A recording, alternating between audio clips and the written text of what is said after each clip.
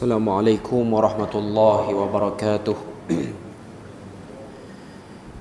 إن الحمد لله نحمده ونستعينه ونستهديه ونستغفره ونعوذ بالله من شرور أنفسنا ومن سيئات أعمالنا.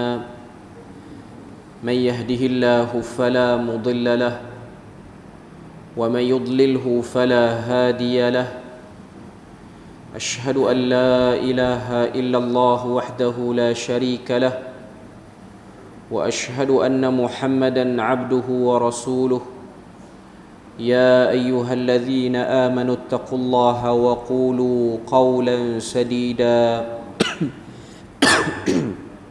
يصلح لكم أعمالكم ويغفر لكم ذنوبكم ومن يطع الله ورسوله فقد فاز فوزا عظيما. الحمد لله الذي بنعمته تتم الصالحات. ربنا آتنا من لدنك رحمة وهيئ لنا من أمرنا رشدا. اللهم آت نفسي تقواها وزكيها وأنت خير من زكاها أنت وليها ومولاها. Alhamdulillah, syukur pada Allah Azza wa Jal kerana dengan rahmat dan juga limpah kurnia yang Allah Ta'ala berikan dapat kita bersama pada malam ni menyambung perbahasan daripada kitab Fathul Majid, syarah kepada kitab Tauhid. Sambungan kita pada malam ni ialah pada bab yang ke-34.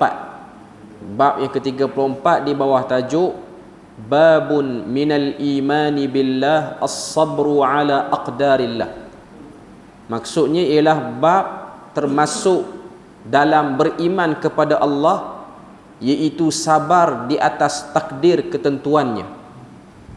Pada bab ni penulis rahimahullahu ta'ala dia letakkan ayat Al-Quran dan juga beberapa hadis untuk menerang dan juga memberi penjelasan terhadap bab yang kita sedang bahas sekarang ni. Ayat Al-Quran yang diletakkan sebagai penyokong kepada bab pada malam ni ialah ayat daripada surah At-Taghabun, ayat yang ke-11 daripada surah At-Taghabun, qaulillahi ta'ala wa man yu'min billah yahdi qalbahu wallahu bikulli syai'in alim. Itu ayat yang ke-11 daripada surah At-Taghabun. Maksud dia apa? Maksudnya, dan sesiapa yang beriman kepada Allah, nescaya Allah Ta'ala akan memberi petunjuk kepada hatinya, dan Allah Ta'ala maha mengetahui akan segala sesuatu. Daripada ayat ni kalau kita tengok, dia tak sebut dengan jelas perkataan takdir tu, tapi dalam tafsir, dalam huraian yang disebut dalam kitab-kitab tafsir, wa man yu'min billah di sini ialah yu'min biqadarihi. Sesiapa yang beriman kepada Allah dengan maksud beriman terhadap takdir ataupun ketentuan yang Allah Ta'ala tentukan pada dia, iaitu susunan kehidupan kita. Bahagian daripada rukun iman ialah beriman kepada qadar baik dan juga qadar buruk, ketentuan baik, ketentuan buruk yang Allah Ta'ala letakkan dalam hidup kita. Untuk menjelaskan ayat ni, dia bukan hanya bawa ayat semata-mata, dia bawa qaul satu orang tabi'in, iaitu tabi'in yang bernama Alqamah. Alqamah ketika mana menafsirkan ayat ni, dia sebut huwa ar-rajulu tusibuhul musibatu faya'lamu annaha min 'indillah fayarda wa yusallim. Maksud dia apa?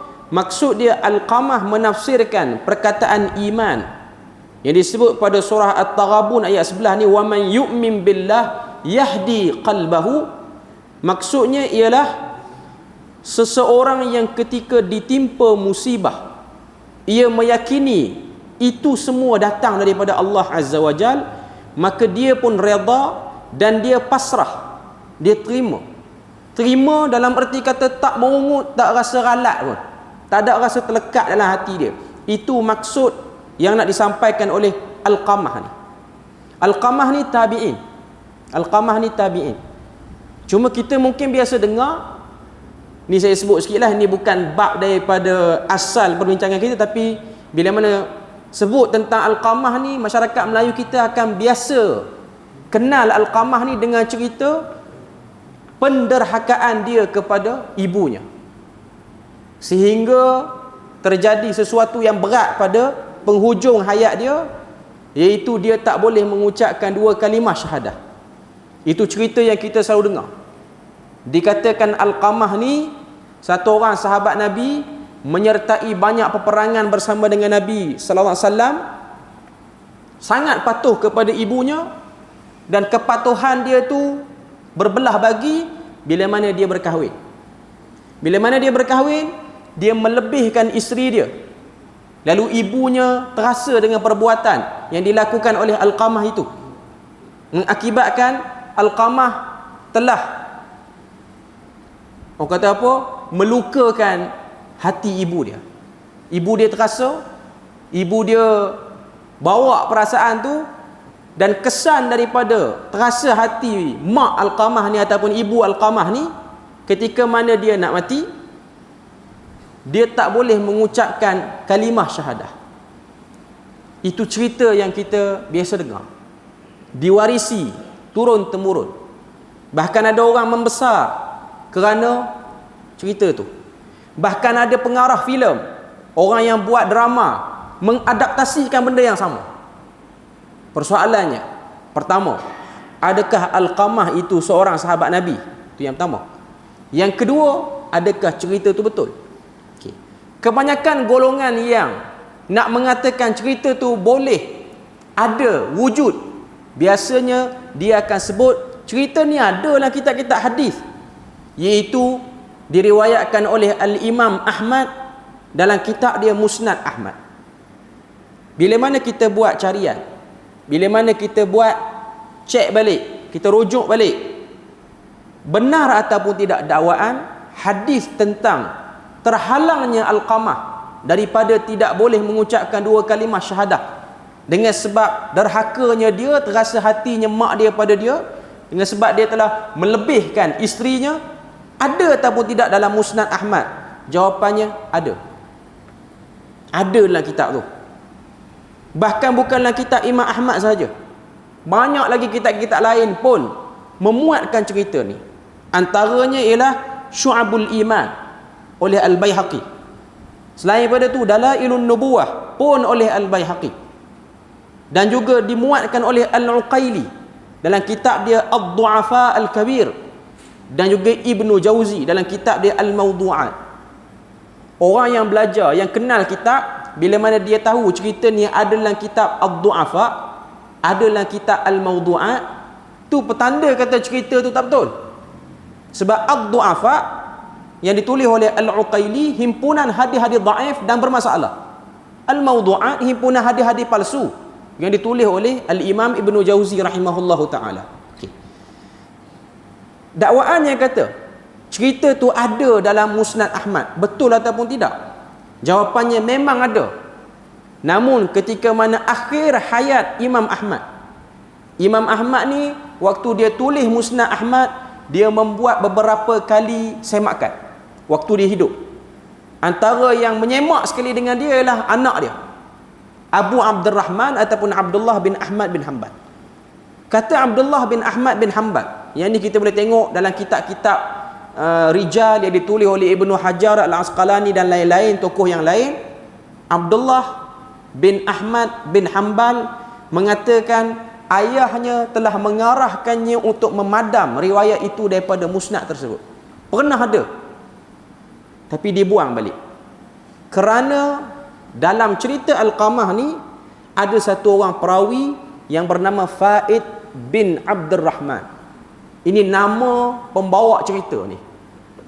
Dia ni selalu isytihar diri dia, perkenalkan diri dia, ambil hadis daripada satu orang tokoh, Ibnu Abi Layla. Selalu sebut macam tu. Tapi bila mana buat cross check apa semua, dia dakwa saja. Dia tak pernah jumpa, dia tak pernah bertemu pun dengan Ibnu Abi Layla.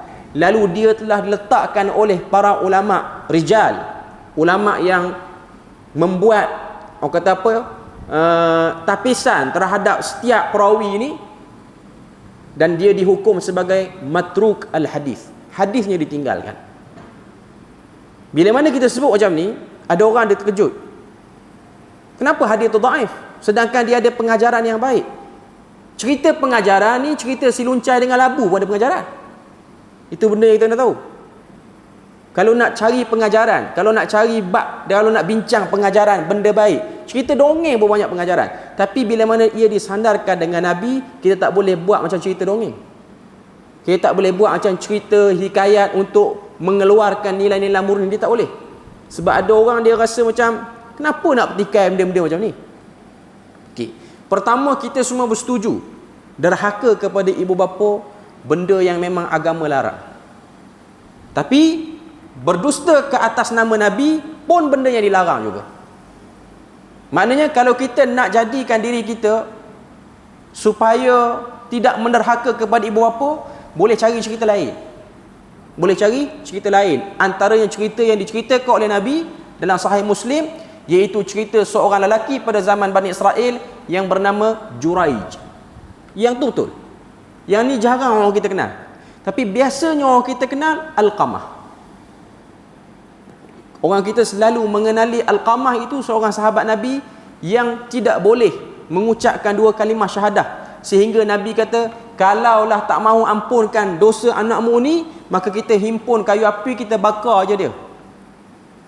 Mak dia tak gamak, akhirnya mak dia pun ampunkan dia, dan dia boleh mengucapkan dua kalimah syahadah. Itu cerita yang masyhur, diceritakan oleh ustaz-ustaz yang tak update ilmu dia. Bukan kata ustaz tu tak kerti, cuma kadang-kadang dia berpada dan dia tidak buat apa-apa upgrade terhadap ilmu, menyebabkan dia membawa cerita tu kepada masyarakat. Okey. Tadi saya bawakan dua persoalan. Satu, cerita tu betul ataupun tidak. Okey. Kita dah tahu cerita tu problem dengan sebab ada satu orang perawi bernama Faid bin Abdul Rahman. Faid bin Abdul Rahman yang selalu mendakwa dia ni ambil hadis daripada Ibnu Abi Layla. Ibnu Abi Layla ni tokoh hebat, tapi dia guna nama sebab orang ni masyhur.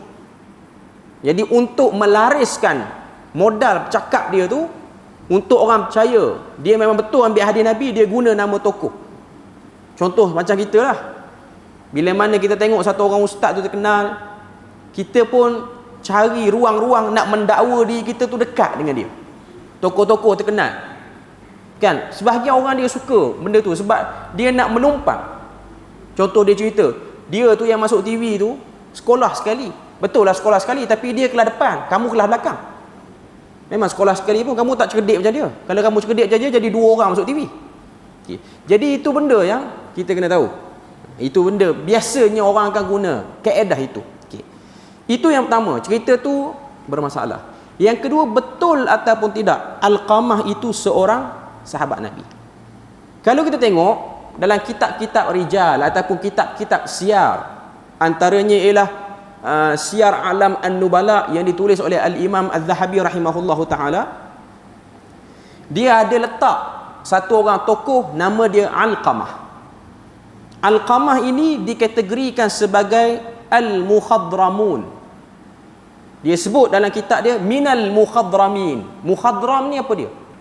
Kita biasa dengar sahabat, tabi'in, tabi'ut tabi'in. Mukhadram tak biasa dengar. Mukhadram ni siapa? Mukhadram ni orang yang hidup pada waktu Nabi masih hidup. Pada zaman Nabi hidup tu, dia hidup juga zaman tu.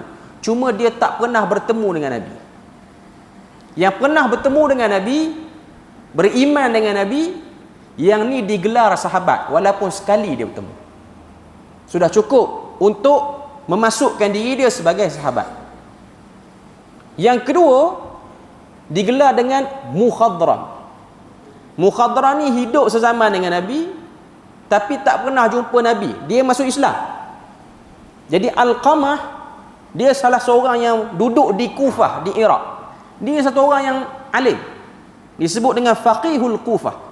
Satu orang yang faqih, fuqaha, daripada kalangan fuqaha yang ada di Kufah. Nama betul dia lah Alqamah bin Qais. Dan dia ni pernah bertemu dengan seorang sahabat yang rapat dengan Nabi, iaitu Abdullah bin Mas'ud. Banyak hadis-hadis dia riwayat daripada Abdullah bin Mas'ud. Dan dia ni pun belajar Al-Quran daripada Abdullah bin Mas'ud, dan Allah Ta'ala kurniakan kepada Alqamah ni suara yang merdu untuk mengalunkan ayat Al-Quran. Dan dia ni ialah pak menakan kepada satu orang tokoh hadis yang hebat, iaitu Ibrahim An-Nakhai. Ibrahim An-Nakhai anak saudara dia. Sebab mak kepada Ibrahim An-Nakhai itu adik-beradik dengan Alqamah ni. Itu sedikit sebanyak tentang cerita Alqamah. Maknanya Alqamah dia tak mati dalam keadaan tak boleh mengucapkan 2 kalimah syahadah. Dia mati elok. Dan yang kedua, dia bukan sahabat. Okey. Cuma saya nak sebutnya, bila mana kita tengok cerita ni telah berlegar dalam masyarakat, telah hidup subur, membesar dalam sebahagian kehidupan manusia, khususnya kita orang Melayu, sedikit sebanyak dia memberi cara faham yang salah dalam bab mentaati kedua ibu bapa.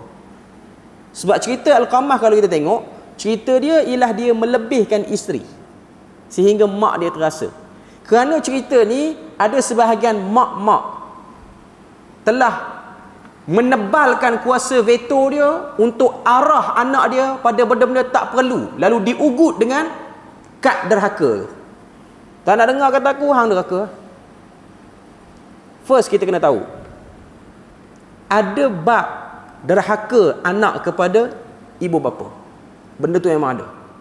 Tapi kalau setakat mak melabel, ayah melabel anak tu derhaka, tapi benda tu tak betul, dia tak derhaka di sisi Allah Ta'ala. Dia hanya derhaka di mata mak dan ayah dia. Sebab kita kena tahu, tua belum tentu cerdik. Ni maaf saya sebut, muda belum tentu bodoh, tua belum tentu cerdik. Dia tak boleh guna kaedah asal tua je pandai semua. Tak. Ada orang tua yang tak tahu apa, pandai cakap je. Okay. Ni bukan saya marah, saya sebut je. Okay. Cuma saya nak katanya, itulah realiti. Realiti yang hidup. Sebab kita tengok struktur kedudukan rumah tangga, sebahagian orang ni dia terpenjara kerana ada sebahagian ibu bapa yang menggunakan kuasa veto dia. Bila mana anak tu tersepit, dia masukkan anak tu ke dalam kawasan yang tersepit. Antara dia nak urus takbir family dia, isteri dia ataupun anak-anak dia, di antara dia nak mentaati ibu dan ayah dia. Ibu bapa yang baik tidak akan menjadikan anak dia duduk dalam keadaan serba salah. Dia tak akan buat benda tu. Sebab tu tuan-tuan tengok Imam Asy-Syafi'i, Imam Abu Hanifah, Imam Malik, Imam Ahmad, ibu dia orang tak pernah marah pun selepas dia orang menjadi tokoh kalau tak sempat balik jenguk dia. Dia bukan macam orang kita sekarang. Sebab tu dia boleh jadi tokoh yang hebat. Sebab mereka mempunyai ibu bapa yang hebat, yang besar, yang tak pernah ungkit. Tengok, dah jadi imam, bukan kerti balik kampung pun. Tak pernah ibu Imam Asy-Syafi'i menyebutkan benda tu kepada Imam Syafi'i waktu dia jadi tokoh. Ini satu kefahaman masyarakat yang kita kena betulkan balik. Bukan saya kata anti balik kampung, cuma kadang-kadang kita kena faham, kita jangan jadikan benda tu wajib sehingga dia rasa bersalah. Saya nak sebut sini ialah memasukkan anak dalam situasi bersalah, itu salah. Itu ialah benda yang salah. Sebab anak dia tak gamak, melainkan anak yang memang dia brutal, dia berani, dia kata terus. Tapi kalau anak yang baik, walaupun dia tahu perbuatan mak dan ayah dia kurang tepat, saya tak kata salah, kurang tepat, dia kadang-kadang pilih untuk diam, tak nak kata apa-apa. Tapi efek dia, kesan dia, kadang-kadang dia bertelagah dalam rumah tangga dia. Sebab tu ini benda yang kita kena sedar. Sebab tu ada riwayat Imam Asy-Syafi'i waktu dia balik, dia jumpa mak dia, dia nak cerita dia ni dah banyak belajar. Dia nak cerita dia banyak belajar, walaupun cerita ni ada sikit problem dari segi riwayat dia. Dia masuk rumah tanpa sempat ketuk pintu dan beri salam. Waktu tu dia dah hebat dah hafal Muwatta', dah start bagi fatwa, dah bagi fatwa ke orang, maknanya mufti. Dia masuk macam tu je sebab dia tahu rumah dia. Lalu mak dia tanya, kenapa masuk macam tu je? Banyak ilmu yang kamu belajar, siapa kamu tak boleh ingat nak masuk rumah kena ketuk pintu dan kena bagi salam? Keluar kau balik, belajar balik. Tak balik tengok aku pun tak apa. Kalau inilah kesudahannya. Lebih kurang macam itulah ceritanya. Cuma nak kata Ibu Imam Syafi'i, saya guna perkataan ni, dia tak mengada-ngada bila mana dia tengok anak dia berjaya. Sebab sebahagian kita ni mungkin dia tengok anak dia berjaya, dia kurang sikit, itu ialah nasib kita, antara kita. Dia rasa macam anak tu perlu memberi banyak benda pada dia. Ini saya sebutlah. Sebahagian orang, ada orang dia bagus, dia jaga anak dia, dia ikhlas kerana Allah Ta'ala. Bila mana anak dia dah besar, dia tidak membebankan anak dia, itu bagus. Bahkan keadaan macam tu, anak tu sendiri dengan rela hati dia nak berbakti kepada mak dan ayah yang tidak mengada-ngada ni. Kadang-kadang kalau mak dan ayah tu dia mengada, dia buat tapi dia ada rasa ralak sikit. Tapi kalau dia tak minta, tak demand, itu lebih baik dan lebih memberi besar perasaan anak tu. Tuan-tuan tengoklah, kebanyakan orang yang ada perasaan yang macam ni, dia tidak menyusahkan, orang kata apa, anak-anak dia, maka anak-anak dia sendiri nak berkhidmat pada dia. Sebab tu tempat kita ni saya sebut sikit lah, budaya tempat kita, satu orang anak tu dilihat teruk bila mana dia hantar mak dan ayah dia ke rumah orang tua. Saya tak nafikan, ada orang yang hantar mak ayah ke rumah orang tua dengan sebab dia memang benci pada mak dan ayah dia. Ada orang macam tu.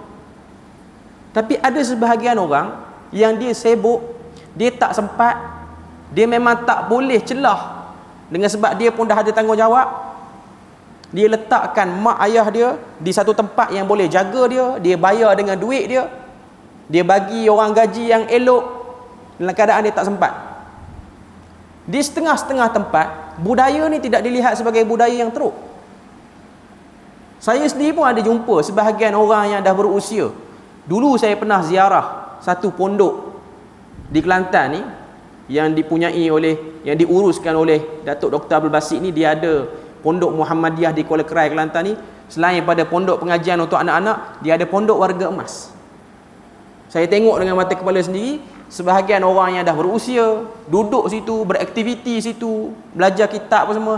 Bukan anak dia tak peduli dia, dia sendiri yang beritahu pada anak dia, kalau rasa berat nak jaga, berat nak beri perhatian, hantar dia ke sini.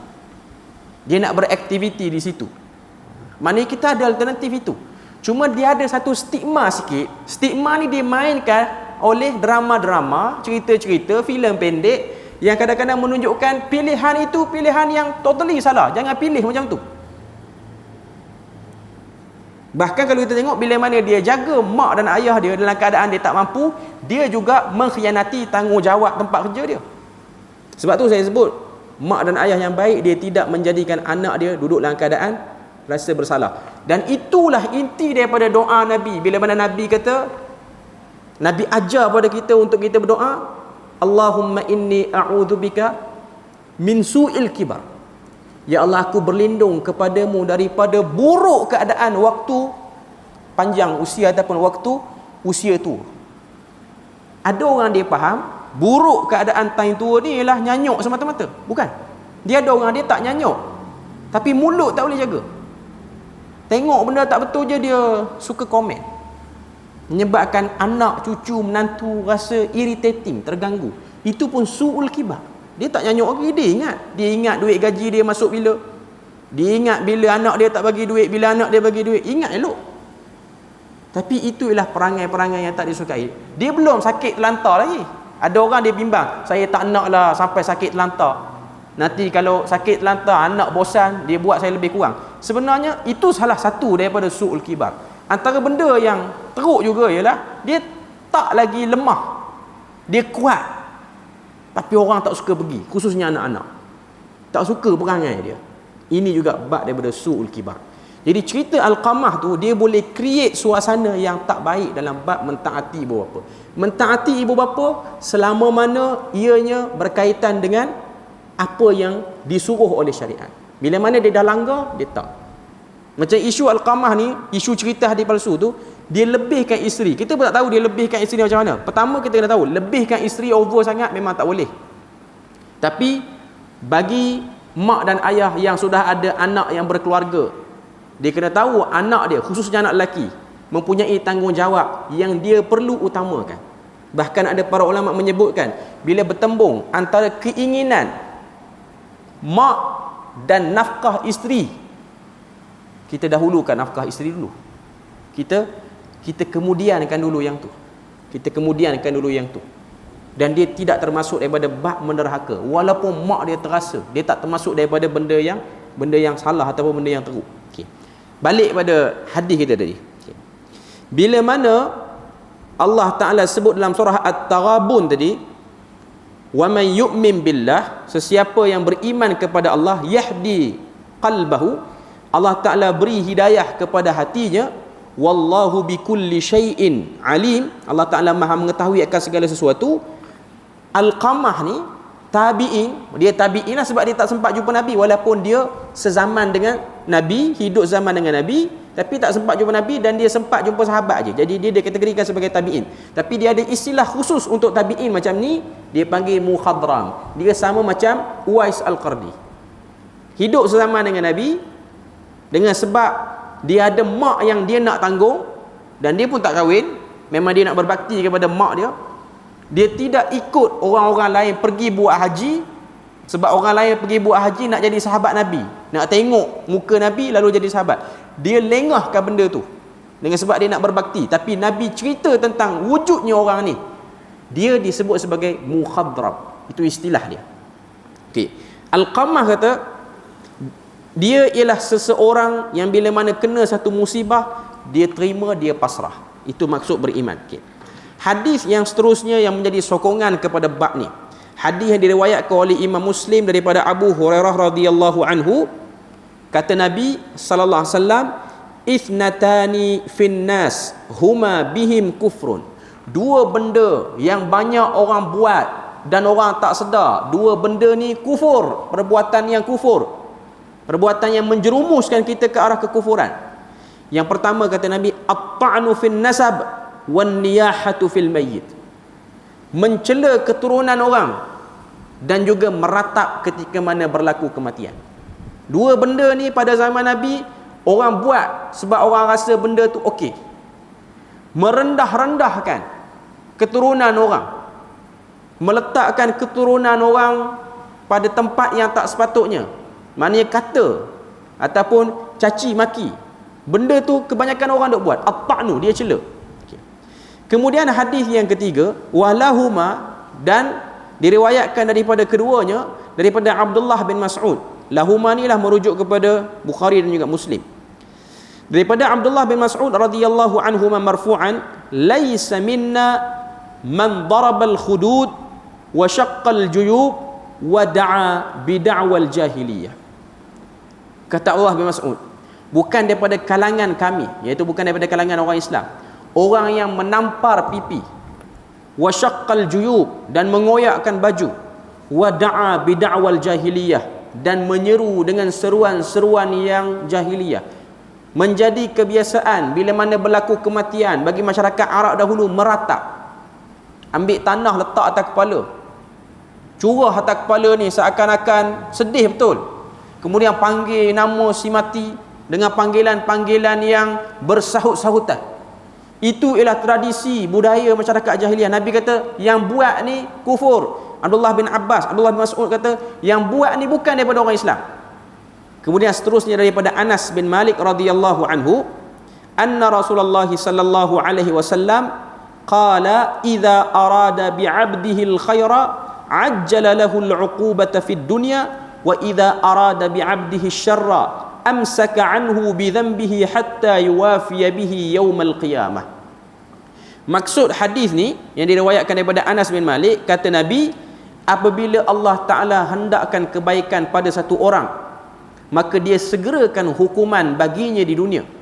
Dan apabila Allah Ta'ala menghendaki keburukan pada satu orang, maka ditangguh balasan dosanya sampai penuh dan berat tanggungannya di hari kiamat.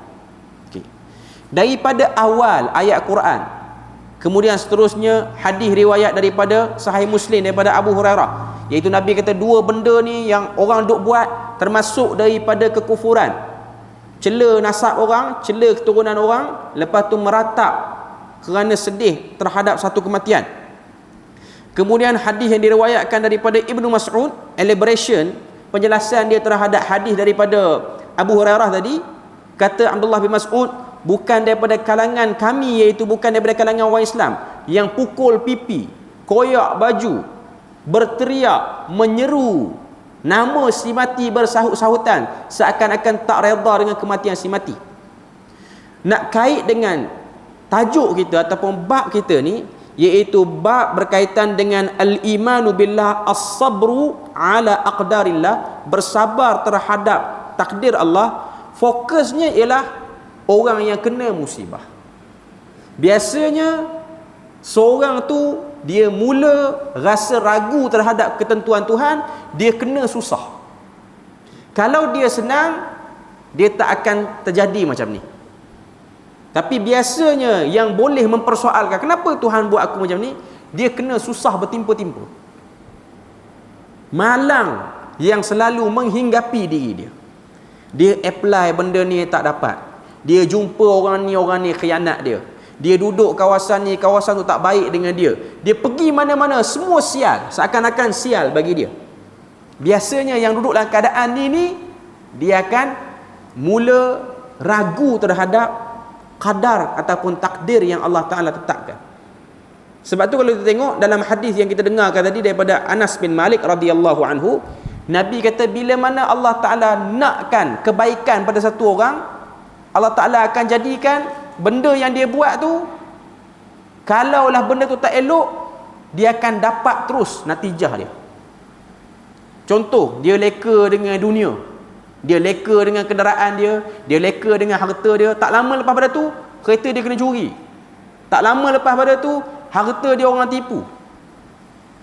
Kata Nabi, orang yang macam ni, dia kena terus, Tuhan nak jadikan dia ringan di akhirat. Tapi ada orang, dia kerja yang salah, jual benda yang haram, urus niaga yang syubhat, tak jelas, tapi tak dijadikan dia tu tertangkap. Selalu bernasib baik, bahkan bertambah-tambah keuntungan, bertambah-tambah benda-benda yang bersifat material pada diri dia.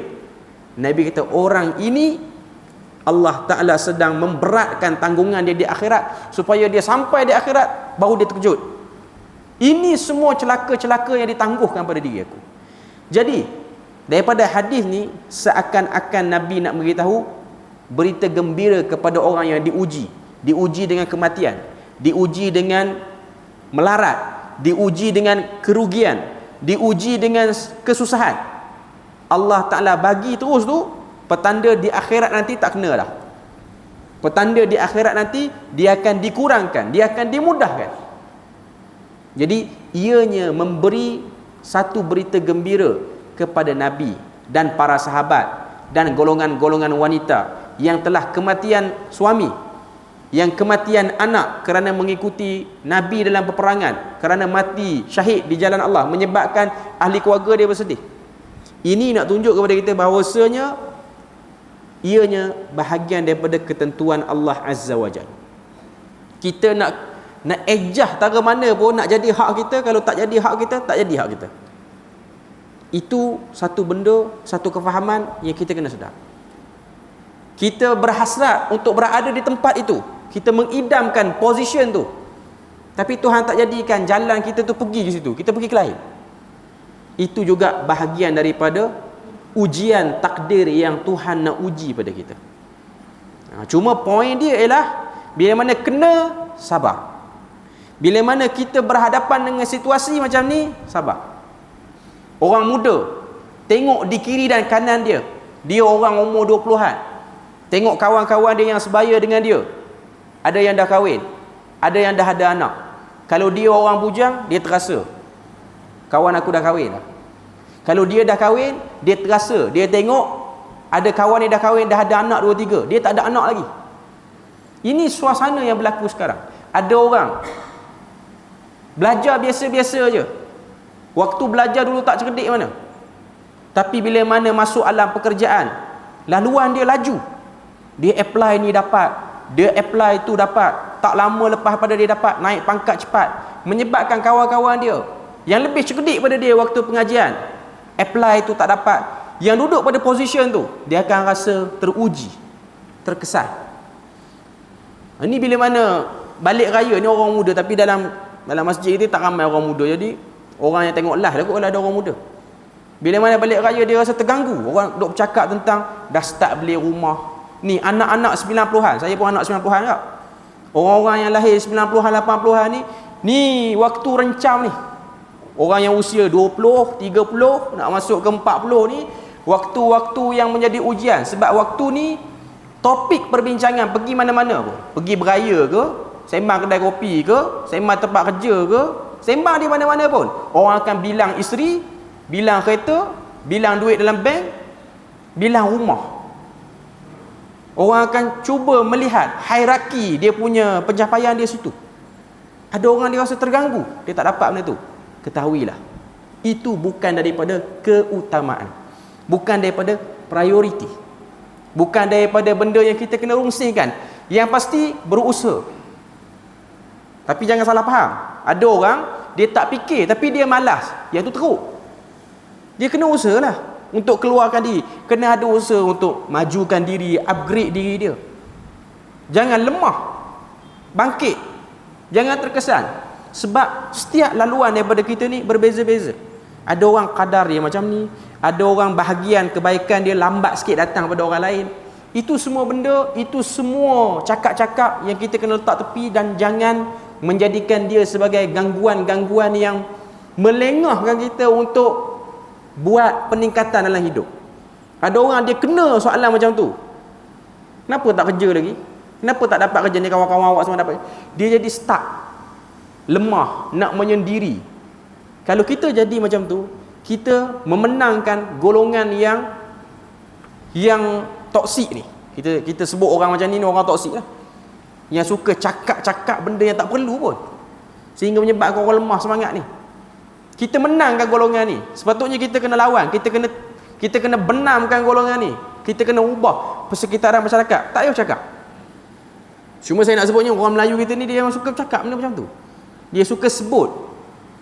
Kalau saya duduk di waktu belajar dulu di Jordan, budaya orang Arab ni dia tak tanya benda tu. Dia tak tanya, ni tak kahwin lagi ke? Kau dah kahwin, ni anak tak dapat lagi. Dia orang Arab, dia satu keaiban benda tu.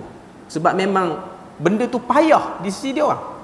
Jadi benda tu tidak dijadikan sebagai topik utama ataupun talking point. Bila mana pergi rumah orang tak tahu nak cakap apa, dia cakap tentang benda-benda ni, menyusun benda-benda material dalam hidup sehingga jadi serabut yang bersifat sampah ni, tak perlu diberi perhatian. Okay.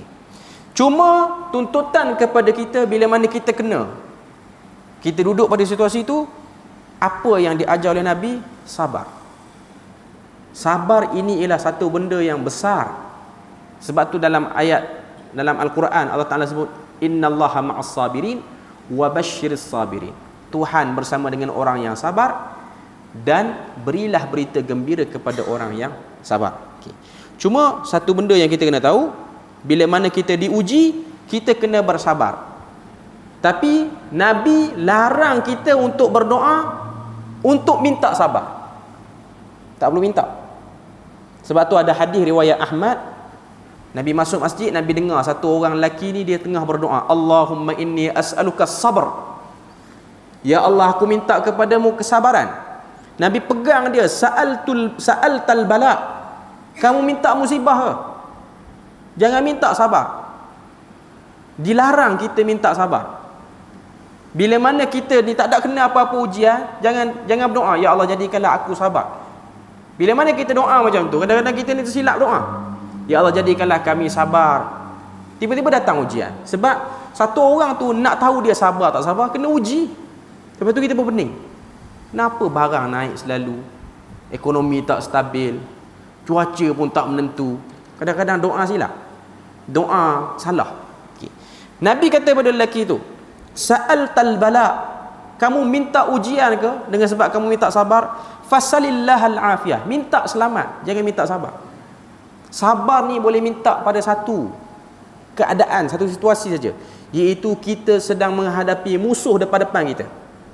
Berdasarkan satu ayat dalam Al-Quran surah Baqarah ayat 250, kisah Talut yang memimpin kumpulan Bani Israel pada waktu tu menyerang Jalut. Kita pernah dengar kan Talut dan Jalut ni? Bila mana sampai dia orang tu berhadapan, Talut ni dia sebut Dia berdoa, Rabbana afrigh alaina sabra wa thabbit aqdamana wansurna 'alal qaumil kafirin. Ya Allah, isilah hati kami dengan kesabaran. Boleh dia doa pada waktu tu minta sabar sebab memang ujian tengah berlaku pun, iaitu menghadapi musuh. Wa thabbit aqdamana, teguhkan kaki kami. Jangan jadi bacul pengecut nak lari. Wansurna 'alal qaumil kafirin, dan menangkanlah kami menghadapi orang-orang kafir. Okay. Jadi ini benda perkara yang kita kena tahu dan kita kena sedar. Dalam bab ni, sabar itu bahagian daripada iman. Setiap kita akan diuji untuk menjayakan, melepaskan diri daripada ujian itu ialah sabar, dan berusaha cari ruang untuk keluar pada ujian tu dengan usaha-usaha yang diredai oleh syarak, bukan usaha-usaha menipu ataupun usaha-usaha yang mengelak, yang tu tak aci. Cuma nak sebut pada kita, dalam perbahasan tauhid, salah satunya ialah berkaitan dengan sabar. Sebab itulah kita ni perlu tahu dalam bab tauhid ni dia ada satu perbahasan berkenaan dengan sabar, supaya bila mana kita kena ujian, kita tidak cepat melatah. Sebab dalam susunan rukun iman tu, antara benda yang kita kena benarkan dalam hidup kita ni ialah beriman kepada qadar yang Allah Ta'ala tetapkan, sama ada baik ataupun buruk. Qadar baik tak ada masalah. Allah Ta'ala takdirkan dia boleh kerja pada umur ni, gaji dia sekian, itu orang semua okey. Dia dapat rumah sekian, itu orang semua okey lah. Okay. Tapi kalau dia sakit, anggota badan dia tak berfungsi, orang di sekeliling dia berubah menjadi orang yang bermasalah, persekitaran dia persekitaran yang problem, atau negara yang dia diami itu negara yang tak aman, berada dalam situasi perang, ini semua ujian-ujian yang memerlukan kesabaran. Ma lana illa sabr, tiada bagi kita melainkan kesabaran. Sebab itulah benda yang dipasak oleh Nabi pada sekian lama tempoh Nabi dan para sahabat bertahan pada fasa Mekah. Kita tak boleh lawan. Sebab kalau kita lawan, kita akan melenyapkan dan memasukkan diri pada mudarat yang besar, iaitu akan berlaku serangan yang akan mungkin menghancurkan semua orang Islam. Sebab tu Allah Ta'ala hanya memberi ayat-ayat yang menambahkan rasa sabar kepada para sahabat. Jadi bila mana kita tengok semua dah kita sentuh tadi, iaitu daripada ayat Quran surah At-Taghabun sampailah hadis yang diriwayatkan daripada Anas tu tadi, rasanya kita berpada situ ialah kot untuk malam ni. Moga Allah Ta'ala beri pada kita rahmat, beri keselamatan pada kita. Dan setakat tu saja. Subhanakallahumma wa bihamdik, asyhadu an la ilaha illa anta wa astaghfiruka wa atubu ilaik. Wassalamualaikum warahmatullahi wabarakatuh.